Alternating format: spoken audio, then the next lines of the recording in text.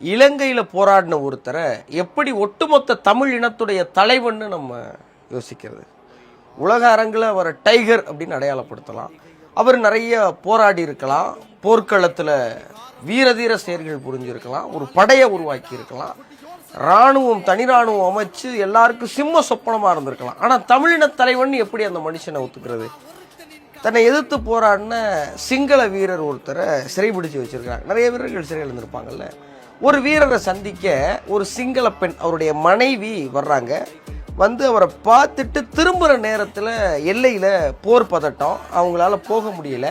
இரவு அந்த கைதியோடையே அவங்கள தங்க வைக்கிறாங்க. எங்கே சிறையில் கைதிகள் தங்குற இடத்துல ஒரு சிங்கள பெண் நம்ம தமிழ் ஈழ போராளிகள் மத்தியில் பாதுகாப்பாக தங்கி இருக்கிறாங்க. அது முக்கியம். திருப்பி அந்த பெண் போயிடுறாங்க. ஒரு 2 மாதம் கழித்து தலைவருக்கு கடிதம் வருது.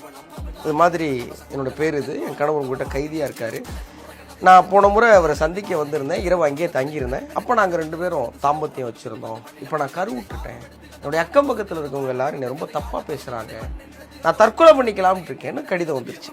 இந்த கடிதத்தை அந்த பெண்ணை அமிச்சதுக்கப்புறம் 3 நாள் கழித்து வீட்டை விட்டு வெளியே போய் பார்க்குறா, அந்த கைதி வீட்டு வாசல் வந்து நிற்கிறேன். அவன் ஒரு சிங்கள வீரன், நம்மளை எதிர்த்து சண்டை போட்டவன், நம்மளை கொலை பண்ணவன், சொல்லணும்னா துயரில் நம்மளை ஆளாக்கினவன்ல ஒருத்தன். ஆனால் ஒரு பெண்ணுடைய மானம் பறிபோயிடக்கூடாதுன்னு அவனை திருப்பி அனுப்பிச்சு அந்த மனசு இருக்குல்ல, அதுதான் ஒரு தமிழனுடைய மனசு. அதுதான் தமிழ் சொல்லி கொடுக்குற அறம். அதனால தான் அந்த புலியை ஒட்டுமொத்த தமிழ் இனத்துடைய தலைவன்னு சொல்கிறோம்.